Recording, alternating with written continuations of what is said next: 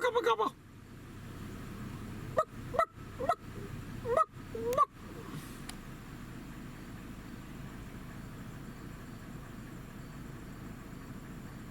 4 a.m. I'm crossing the GW bridge. We're going to kill a turkey, baby. Let's do this.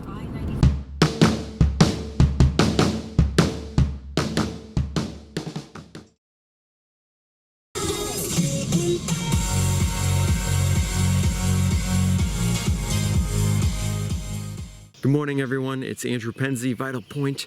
I am here at one of my favorite turkey spots. It looks like a beautiful morning out here. I'm psyched to hit the woods. It's a little bit late, but I think the birds are still roosted, so I gotta just keep my ears opened up and hopefully I hear something come down. I gotta get dressed real quick and then hit the woods. Rocking the ghillie suit today. There are these little microscopic gnats here that, holy cow, they just make you crazy. They go in and bite your scalp. They're making me nuts. I gotta just start walking, hopefully get away from them.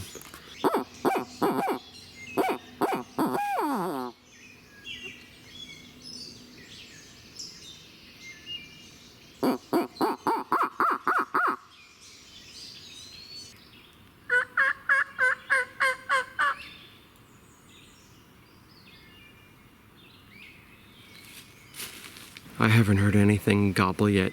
Usually I'll just set up a blind. This is a really nice kind of clear cut. And I know they come across here occasionally, but this year I decided to do the run and gun thing. Forget the blind, it's a pain in the ass to carry, and it gets hot, it's a pain to set up. I'm just going to a couple of the spots I've heard birds in the past. I'm gonna push a little deeper in. I figure it's late in the season, and an area like this has probably been hunted pretty heavily. So I'm gonna walk a few hundred yards further. This is all wild thyme growing in these rocks throughout this whole mountainside. If I ever actually get a bird, it'll go nicely with it when I cook it up. This is such a beautiful spot. I feel like just sitting and hanging out for a while. Any bird that crosses this clearing could see this area from a long way off if I set up the decoys right in front of me here. And it's so comfortable, I could just take a nap against this tree. But I'm gonna stick to the plan, the run and gun plan, and keep working my way up this mountain. It goes way up, and there's a couple benches along the way. So I'll stop at those benches, give a couple calls, and just keep going up the mountain, try to find a bird. Something just broke a branch right above me. It might have been a deer. I saw a few deer walking in before.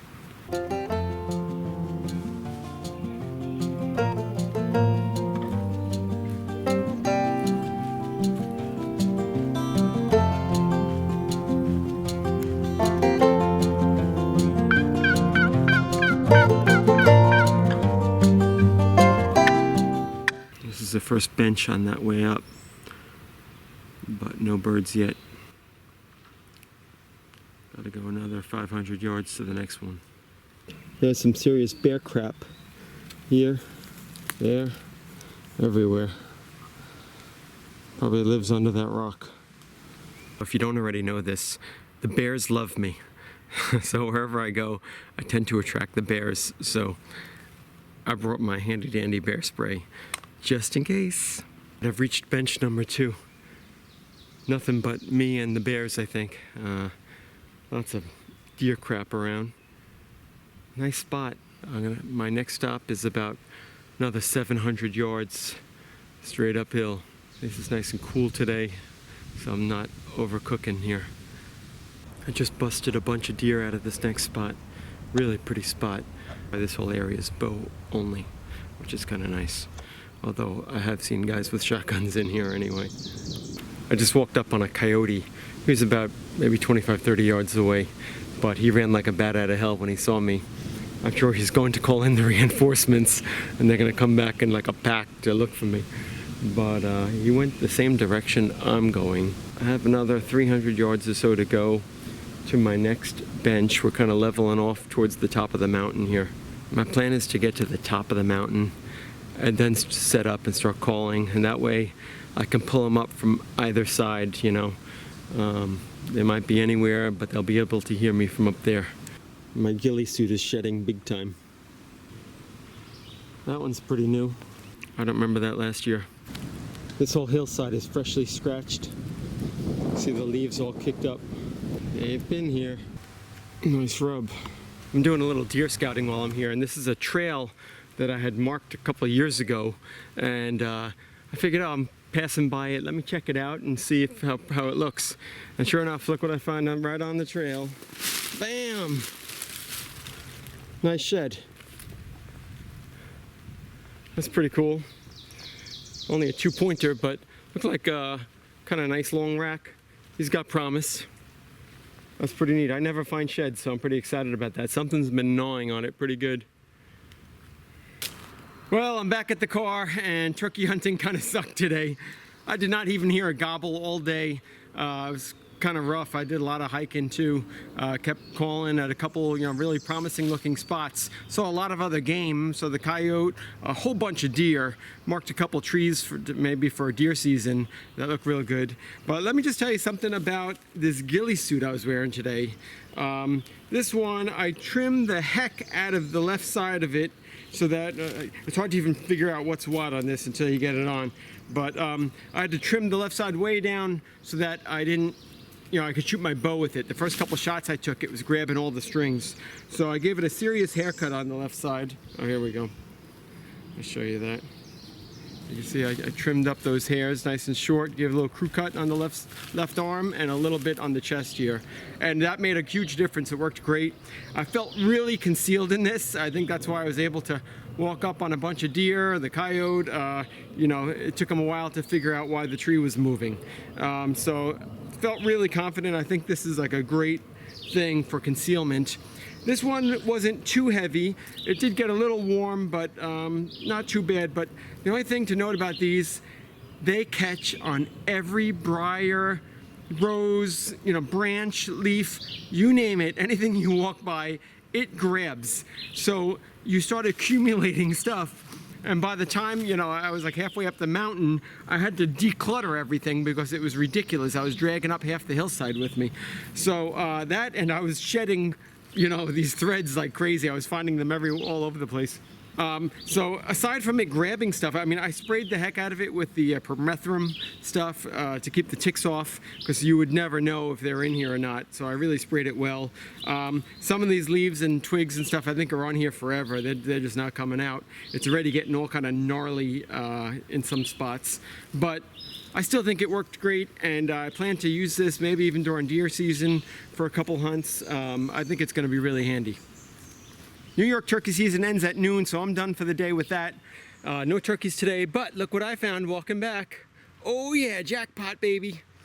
We won't eat turkey tonight, but we're gonna eat some chicken of the woods. We'll eat chicken.